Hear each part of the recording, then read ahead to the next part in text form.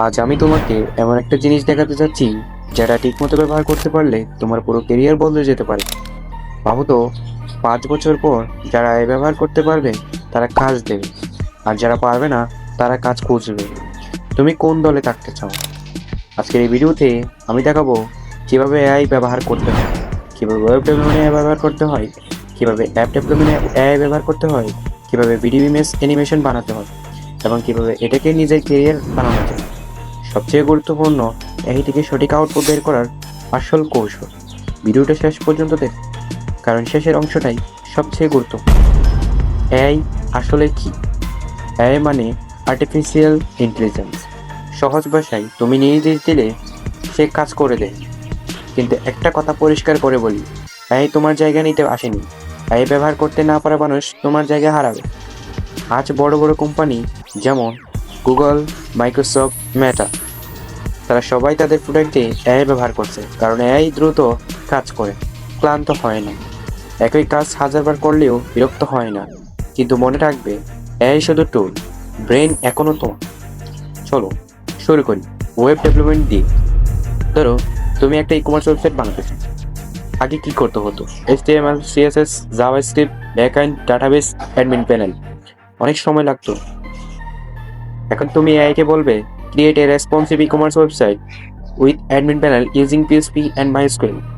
সে তোমাকে দিয়ে দিবে complete folder structure, database SQL, front end code, back end code, admin panel. এমনকি error থাকলে সেটা ঠিক করে দেবে। কিন্তু এখানে একটা গুরুত্বপূর্ণ কথা আছে, এআই তোমার হয়ে কোড লিখতে পারে, কিন্তু প্রজেক্টের দায়িত্ব তোমার।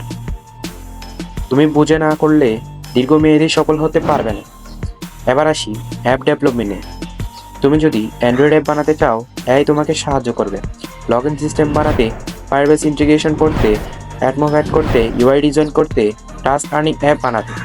এআই তোমাকে জাভা কোড দেবে, XML লেআউট দেবে, ম্যানিফেস্ট এন্ট্রি দেবে, স্টেপ বাই স্টেপ এক্সপ্লেনেশন দেবে।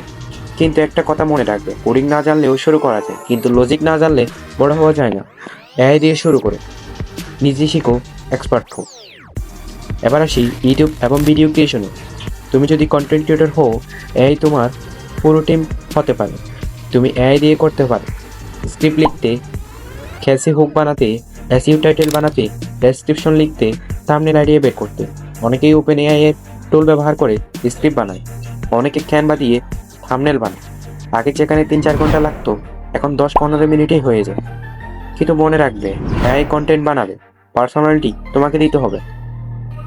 এবার আসি ইমেজ এবং অ্যানিমেশনে।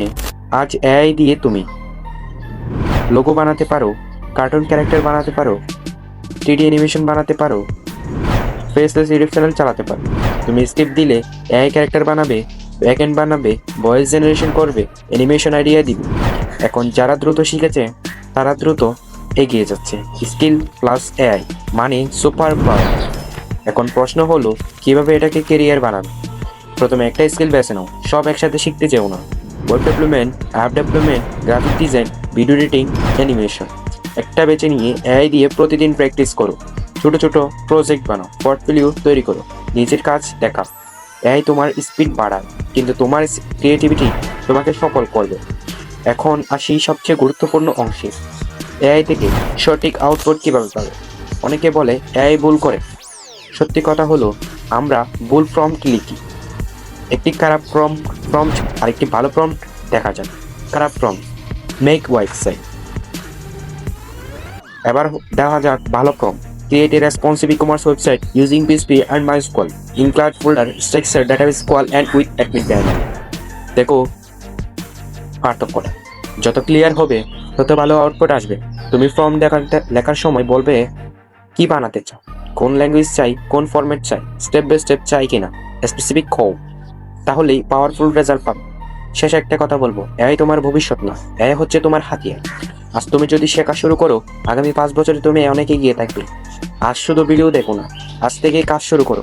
কমেন্টে লিখে দাও তুমি এআই দিয়ে কি বানাতে চাও, web, app, YouTube channel, animation. তুমি যদি সত্যি বদলাতে চাও, তাহলে আজ থেকেই শুরু করো, কারণ ভবিষ্যৎ তাদের যারা আগে প্রস্তুত হয়। ধন্যবাদ।